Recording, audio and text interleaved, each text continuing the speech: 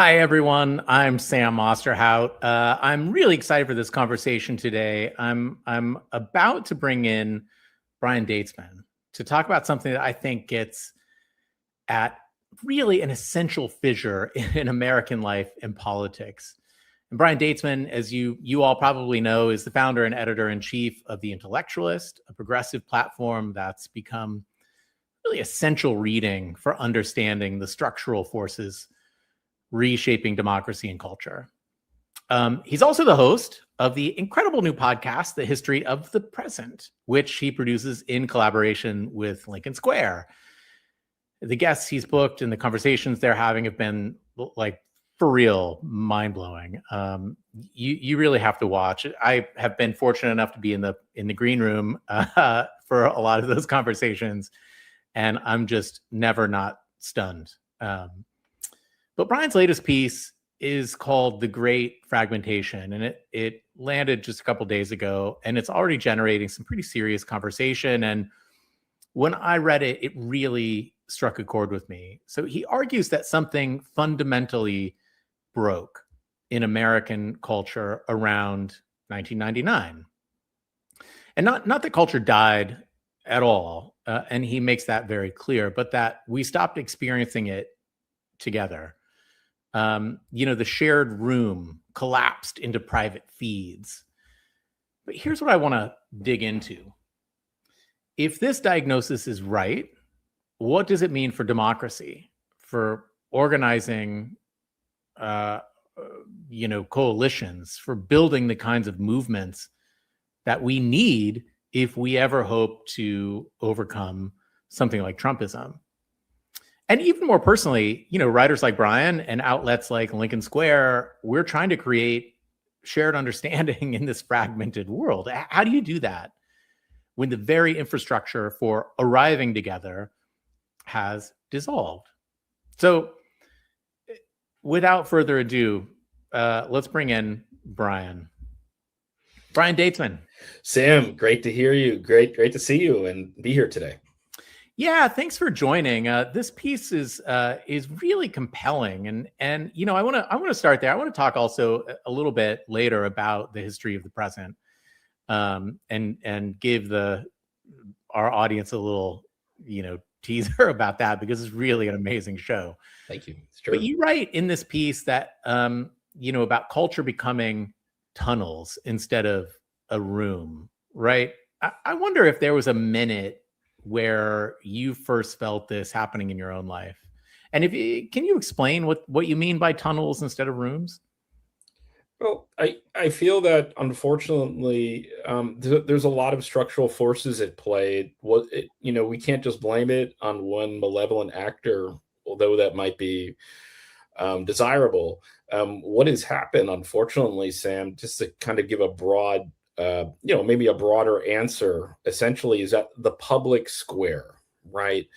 That maybe me and you grew up with. And we can say that it was had limited participation. There were gatekeepers, right? But I believe that there was a public square probably before 2000, where you had this sort of collective sense of culture, a sense that there was unified, right? There's some sort of unification. I don't see that anymore. And so the question is, what are the structural forces that are creating this, where essentially the public square, unfortunately, has become Babel?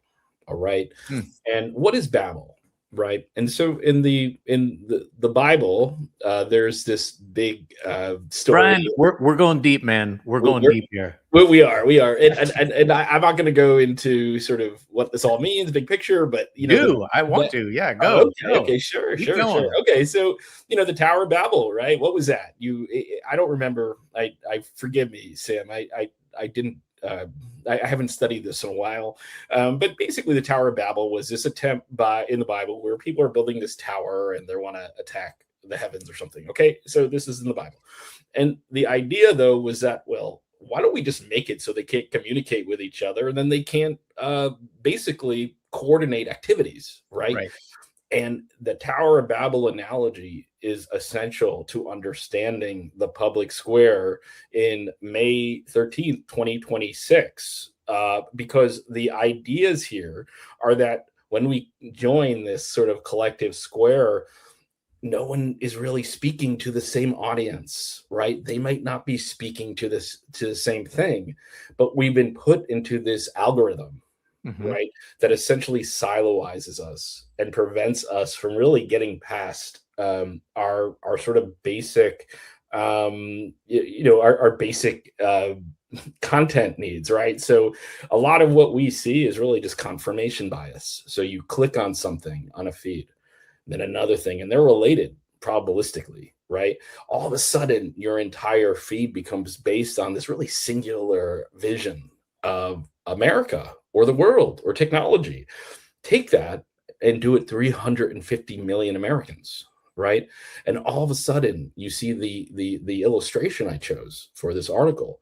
The reason why I chose that is because we've entered a funhouse mirror of reality and of information, where maybe some of us get a better insight because maybe we have more access, right?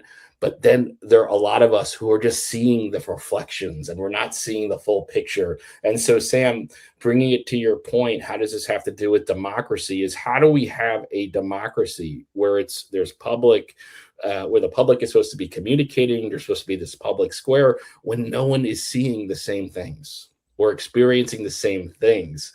And this is the central problem, I believe, for what we're experiencing. It's why we're experiencing so much loneliness, right?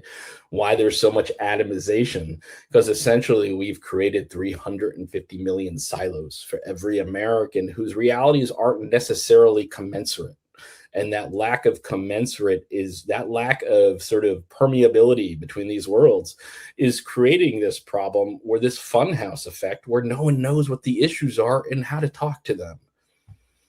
Yeah, I mean, man, I go to a lot of different places here, but I think about this conversation I've been having with my own kids, right? About Blockbuster Video. Sure, yeah. Go with me here, right? So there was a kind of slow and painful beauty about Blockbuster Video or any of the old video stores, in which you went, you made your selection based on, your friend's recommendation, based on the guy at the counter who has very strong opinions about what you should and shouldn't watch. And every town had one of those.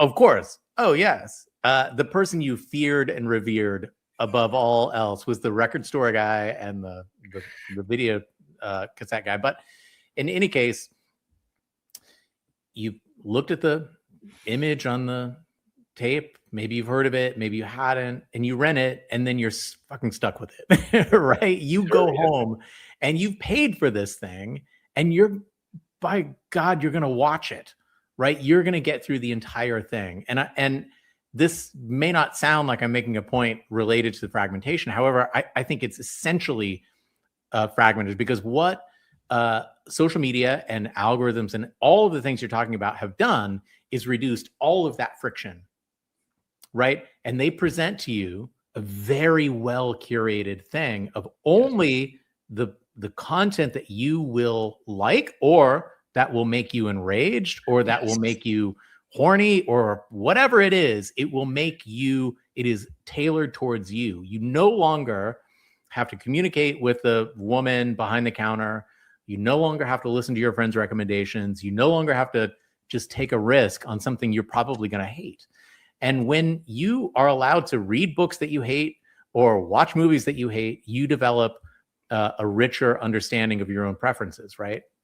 Oh yeah, I mean, part of the challenge is that there's no unified culture, right? And we see this. I was having a conversation recently with my father, and he said, without sports, right, there really is no unified culture anymore. And we're a society. And what does that mean to be a 350 million people without a shared experiences, right?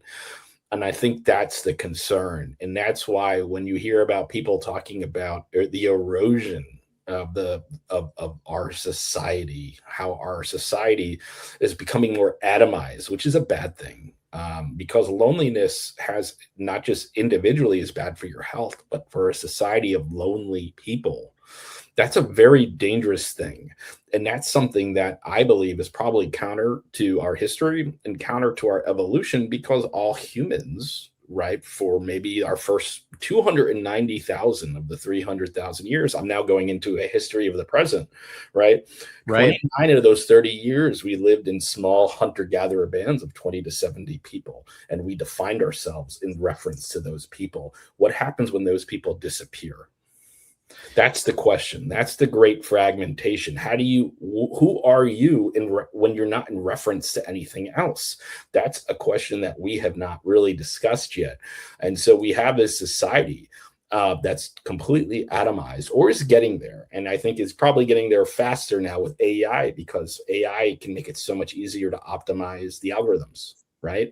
And very easy to connect all these different data points that are inherent to who you are as a person, and just give you that flow. And so you don't have to push back, to your point. But the thing is that historically pushback is good, because not everyone is 100% correct in their beliefs. And the lack of that is just showing that this siloization of 350 million people is something that we are seeing this in our democracy. We are seeing this in commerce. We are seeing this internationally as well, that there's not a uniform sort of human experience, which is, okay, that's fine. People are allowed to have their own experiences, but the human experience of these cultural events, and I kind of go into it in the piece. And I think, I'm making a subjective statement, but I think I can defend it. Sure. Is that the quality of our arts has declined significantly, because I believe the people who have been the gatekeepers saw that, and that's why 99, 2000 is such an inflection point, because you start seeing the Blair Witch Project, right? Mm-hmm. Which was an amazing movie, right? But then all of a sudden you have this whole genre of found film, right? Sure. And then you also have all these sort of comic books, and the concern is that because people's interests are so diffused now, that that these sort of big sort of artistic pieces are not going to find an audience, and that's not wrong. Right. So the people behind the arts, who are funding the arts, are saying, this is a culture that wants reruns. They don't want to be challenged, right? And we are seeing how that the lack of sort of a larger sort of cultural moment is leading, I believe, to societal loneliness, which is very unhealthy. Well, and I think, I have a couple of questions about our own sort of role in this, but, you mentioned the sort of evolution of human culture and society. And there are, deaths of desperation are spiking.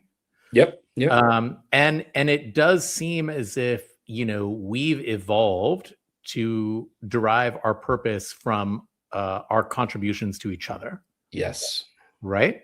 Yep. And social media has evolved to remove that. And so it is promoting, and by the way, when it promotes, I'm saying it's promoting something, an idea, a concept to you every 1/8 of a second, right? The algorithm has figured out a way to get inside your brain and spin up dramatically faster than any human ever could.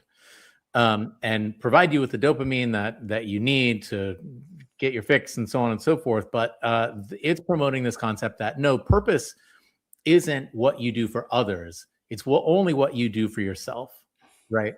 And that's siloing. That is leads to incredible loneliness and also incredible depression, because we actually didn't evolve that way. No, we're a social species. We're a social species. And it's just we are, because when people are having fun, you think of photos of parties, you think of your kids, right.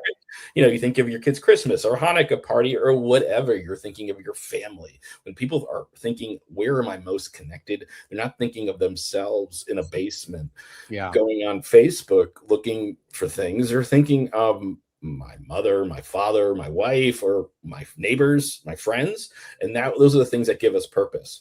And really, I think, unfortunately, what the powers that be, when it came to the algorithms, they saw something that's very clear I think for all of us, maybe just not spoken about, is that there's this inherent need for us for escapism. And escapism is really part of the human condition. And these algorithms, they take us on that journey, but it's not like we're going on an adventure per se. This is purely extractive. So when we're giving information to Facebook, to Twitter, to others, we're interacting. They might say it's free, but we are the product, right? And I think the lack of understanding of that, the lack of understanding that we're essentially part of this extractive economic system that really doesn't care about us, but sees our interactions with each other as a fungible good that can be traded, right? Data is the new gold. Have you heard that? That really goes to this moment, right? Where's all this data coming from? It's coming from us. And guess what? We're not getting paid for it either. And so we're actively engaging in the siloization, undermining our collective experience. And we are seeing that, tying this to the greater point, Sam, we're seeing that in our democracy. The inability for people to connect the things that are wrong with why they are wrong. The causation, that is super important. Well, because, I want to ask about that, because this, the fragmentation happened alongside the rise of, tribalism, political tribalism, QAnon, the big lie. So where is the causation? Do you see this cultural break and the political break as the same phenomenon, or did one cause the other? Where are we here? That's a really tough question. I think the causation is legal and structural, and the legal and structure then has an effect downstream on the culture, because legal and the structure creates the conditions of our environment. So we look at what are we experiencing now? This is the downstream effect of deregulation of the 70s, 80s, and 90s, and we are living in that world that is the result of a lot of the sort of I don't want to say maybe libertarian people like Milton Friedman, who became very prominent in the 70s, 80s, and 90s, and they may have had some good ideas about some things, but when it came to overall social policy for a country of 350 million, you cannot have selfishness as the unifying creed. You cannot have this sort of rustic individualism, cowboy culture as a unifying creed of 350 million people. And part of the reason why people are so lonely now, and they feel that they have no connection, is because, I think partially because they realize that in the end, the powers that be are purely looking them as a extractive tool. And we see this, you said, what is the causation? This really, like I said, 70s, 80s, and 90s. I recall there was a study released in 2018, and I want to say it was based on since 1982, or maybe 40 years of supply side economics, how much money, which should have gone to the working people, was sent upward. $50 trillion. It was something of a magnitude of that sort. That's years of life experience. That's years of people living longer. That's people having healthier lives. That's people with communities. How many of our communities in this country have been gutted because people just don't care to invest it anymore and are saying, well, that's not my problem. And so all of this ties back to a love of individualism above the collective. And there always has to be a balance. But when it goes too far in one direction, that's when we have trouble. And right now we're in a lot of trouble because people don't think they're getting a fair deal in an economy where the wealth is overwhelmingly owned by the top 0.001%. And so you're saying the causation, unfortunately, is that we've created a legal infrastructure that rewards greed over the collective good. Right. Yeah, I spoke to a economist a couple of weeks ago who cited that, 50 trillion-ish stat, and said that 70% of market wealth right now is monopolistic. Our system has been reconstructed to favor monopoly, right? Monopoly power, and the tech industry is particularly good at creating that. And I think about this book, Escape from Freedom, by Erich Fromm, written after Nazism in the 40s and 50s, where he talks about alienation from process, from product, right, and the external locus of control, right? When you are just putting in a screw on a factory assembly line, you are separated or alienated from the end product. From the end, right? Yeah. Right. That's very important. It's incredibly important. And our entire society has been built, based on the ability to separate workers from the process, the end result, from the product. I wonder, and by the way, Fromm's ending thesis was that eventually you do look for connection, or you look for a locus or center of control. And in Nazism, for example, they put their center of control on Hitler, right? You look for something external that gives you purpose and connection and all of those kinds of things. And I see now QAnon. I see, right? Look, I have friends and family who went down the Q hole. And what I see mostly is a real feeling of connection. That's what MAGA is. That's what MAGA is. MAGA is a way. So I don't buy, people, when they talk about MAGA, there's obviously, it's not a positive social movement, in my opinion. Nope. And I think there's a lot of evidence to show that. But really what MAGA is, to your point, Sam, is that there's a community, and there is a sense that they're in it together. And that was QAnon too. It's us versus the bad guys. And those bad guys are I think in the QAnon mythology are the child sex traffickers who are connected to Jeffrey Epstein. And ironically, some of the elites that they think are protecting them from the likes of the Epstein class are probably tied to them. Talking about the president of the United States. And so unfortunately, this goes to what I was just talking about, the inability to connect the injury with how the injury happened. And this inability to connect, Carl Sagan talked about this, I believe it was in The Demon Haunted World. There's going to come a time when people are not going to be able to connect how the injury happened, how this in the public sphere. I don't understand what happened to the Voting Rights Act. And the part of that, I'm going to say that there's been a lot of bad actors who have basically taken TNT to the public square on purpose, because organized people who are angry can get results. And when you got them confused, angry at the wrong people, it's the best. Again, if you're totally cynical and you don't care about if you don't care about human goodness, you don't care about the social safety net, if you just care about getting rich and fuck everyone else, that's how you do it. You blow up the public square, and that's what has happened to the United States. And I really want to press this point that we don't have a collective public square, where right now our commons is owned by the likes of Elon Musk, Mark Zuckerberg, who don't really care about us. They don't care about democracy. They yes. Are you sure? I know. I'm so sorry to burst. I'm so sorry to burst everyone's bubble, but these are some of the worst actors in human history. And we're watching the damage happen in real time. And so, Sam, recently on History of the Present, we interviewed Michael Rosenblatt, and who is Michael Rosenblatt? He's an A&R executive, music industry, multiple decades, helped sign Madonna, B-52s, Depeche Mode. He knows what he's talking about. Throughout that interview, he kept bringing up his iPhone and saying, this is what's keeping us apart. And he wasn't talking about the iPhone, but the apps and all these things that are taking our attention from what is right in front of us. Our democracy is cratering. It is cratering. Look, I think, and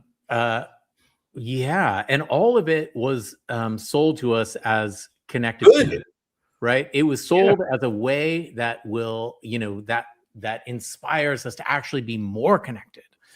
And it did the exact opposite. And I think about people like Trump and Musk and so on. And I think they are catastrophically wrong and deeply effective.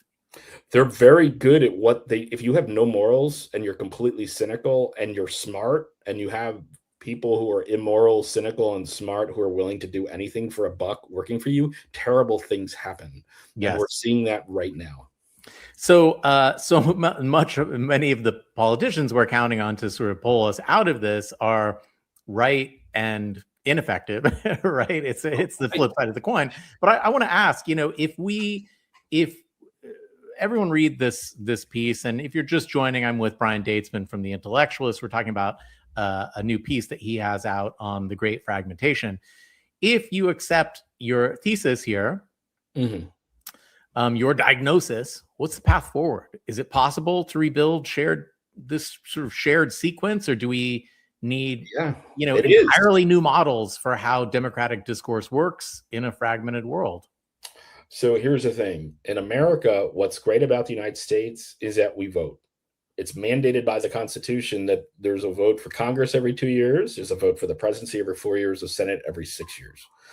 I think the challenge is we need to align where we know where things are with what we want politicians to do. And politicians don't necessarily want to do that because long ago, again, this is going back to the 70s, 80s, and 90s, we transitioned from not a great democracy. We still had authoritarianism. In the United States, African Americans couldn't vote until basically the 1968 election. Think about that. We did not have full suffrage in the United States until there. That's my parents' lifetime. Yeah. Right. And so we need to respect that our history has always had this sort of balance between those who want to live to the American ideals of freedom, liberty, democracy, equality, all these ideals, and those who don't want that, who want to be able to sell that version of America overseas in order to enrich themselves, at the expense of the people who are the idealists. And so do I think that there is a solution? Of course, because for every problem, there must be a solution. There must be an exit. And if you recall, in the early 20th century, there was a man named Teddy Roosevelt. Teddy Roosevelt was a Republican. He was a Republican. And why is he important today? Because he was a trust buster, right? And those trusts, he knew those trusts were undermining democracy. He knew it 100 years ago. He knew that. More than 100 years ago. And it's the same thing today. If you want a free market economy, you need competition. If you don't have competition, you have oligopoly and monopoly, and that leads to oligarchy, and that leads to our system, where you have the richest people are able to donate as much as possible to get representatives and lawmakers into the system that represent their very particular interest, which is low taxes, low regulations. Whereas most Americans, I believe, if you were to look at this holistically, because unfortunately we divide ourselves into left and right, I believe the new paradigm in the future is going to be, is this something that is destructive or constructive? And if it's not constructive, why are we doing it?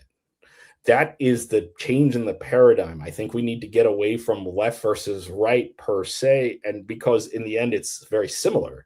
Is it constructive to create laws that discriminate against Americans so they can't live their best lives? They can't go to college, where they feel like they're second-class citizens. No, that's destructive, right? That shouldn't be a left or right issue. Would you want that happening to your children, to your grandparents, to your parents, right? And so we need to focus, get away from, unfortunately, these labels, which are helpful, right, in our discussions.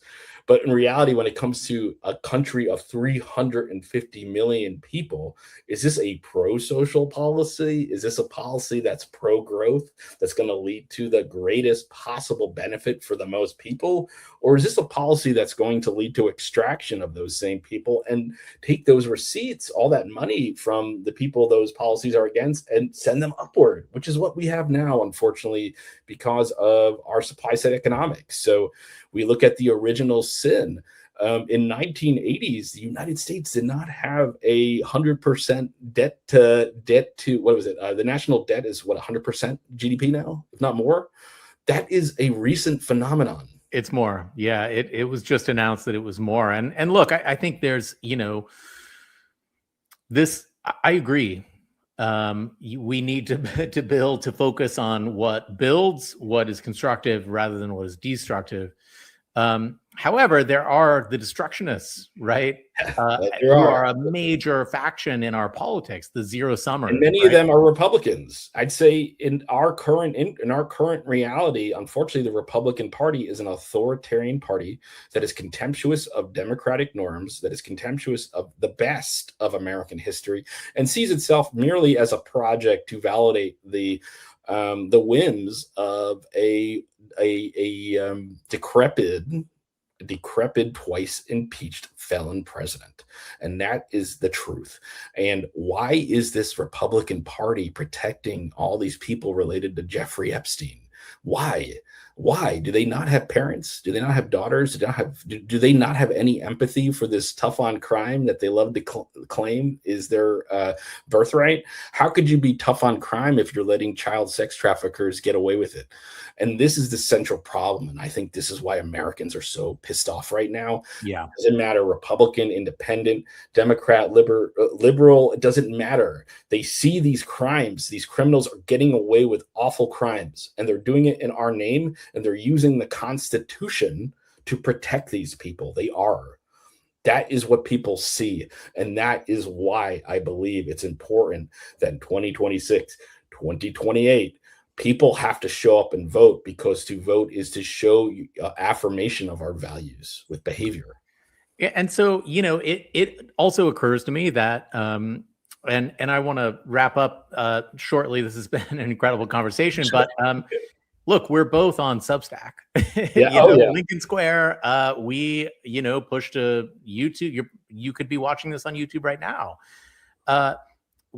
There's a siloed sort of nature of our audience. In fact, with the exception of probably some trolls who are out there making comments about libtards and all this kind of thing. Well, the best comments. Only the best. Yeah. With names like, Franklin G7243976642.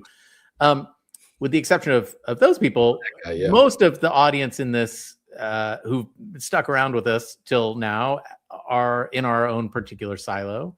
But I want to ask for people who are watching this or listening to this, who recognize themselves in this diagnosis. And I think it's important that we all recognize our own part in this culture. Absolutely.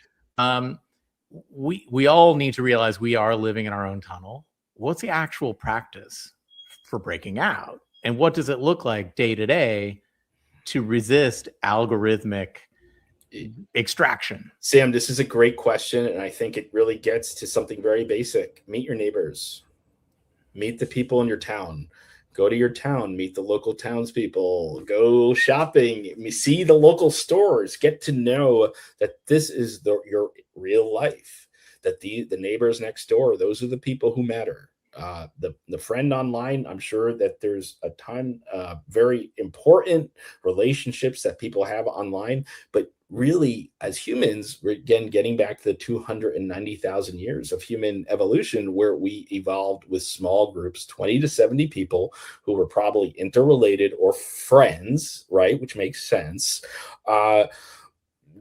That's what makes us happy, is the community, right? The get to know your neighbors. If you can't get to know your neighbors, I believe one of the most important things, Sam, and I believe that this is going to be so important, is to ability for organizations like Lincoln Square, the Intellectualist, to help create community in shared in real life spaces, so people know that they're just not this voice screaming into the void, that there are people just like you who will love you, who will accept you, who will not judge you, who will see in you parts of themselves. And when we do this, when we recreate community in real life, that is how we break free of the algorithms, because a lot of this comes down to our sense of loneliness, but those algorithms make it worse because they keep us engaged with the outrage. They keep us engaged with, oh, look who at this new post. Oh, I'm going to click on that. But when you click on that, they're getting your data, and then they're giving you more stuff to suck up all your attention, because we live in an attention economy now. That is our economy. The more eyeballs on this, the more conversions, and conversions equal dollar signs. And so people need to understand that they are the product when they are using online, when they're using Facebook, and to appreciate that the person next door, that there could be someone next door, there could be a friend from high school. There are people who really want connection. And I think we need to make it easier for positive social connection, not extractive connection that focus on feeding outrage, anger, and hatred towards our neighbors and other people in our greater community. If we could focus on just getting to know the people closest to us, even if we're not best friends, we're going to feel more connected than we are when we're on this sort of algorithmic feed that really just exists to make you upset, angry at the world. So the advice is not only touch grass, but find somebody with whom you enjoy touching grass. Absolutely. Even if it's just one person, because one person could really open an entire world. They might know someone who also is of a similar mindset. Yep. And all of a sudden there's 3 people. And then that's how communities form. And I think that's what we need to focus on. Is online makes things easier. It does. Technology is incredible. You and I, we're talking right now. You're not here. I'm not here yet. We're in the same room. Incredible communication. We should take advantage of that. Yeah. At the same time, we also have human needs. And those human needs probably can only come from interacting directly with other humans. And I think that once we appreciate that and we create a society of dignity where people feel that they can connect with others in real life, that's going to take away the need for all this escapism, which is what we're experiencing now, which is we're all on 1,000 feeds, 350 million silos. Going back to the illustration of the article, we're in a fun house of mirrors. Yep. And you can't run a country of 350 million people if no one can agree what the problems are, what the solutions are, or how to find them. I will also say there's been a lot of research that says doing something kind for someone absolutely is incredibly curative, right? It leads to great connection. So go get your neighbor a cup of coffee and take it over just for fun. Every day is a new opportunity to be the best version of yourself. That's right. And that's what is great about the American ideal and the American premise, is that we are a free people and we can choose what we want to do. We should defend that. We should honor that. And we honor that by meeting our neighbors, by voting, and taking care civically of what it means to be part of a unified society. Well, we'll leave it there. Brian Daitzman is the founder and editor-in-chief of The Intellectualist here on Substack, and the host of the incredible new podcast, The History of the Present. You got to watch it. You can find that at The Intellectualist and also right here on Lincoln Square. Brian, always a pleasure. Sam, it's always a pleasure. It's always an honor speaking with you and everyone at Lincoln Square. And thank you so much for this conversation today. Thanks all. See you next time.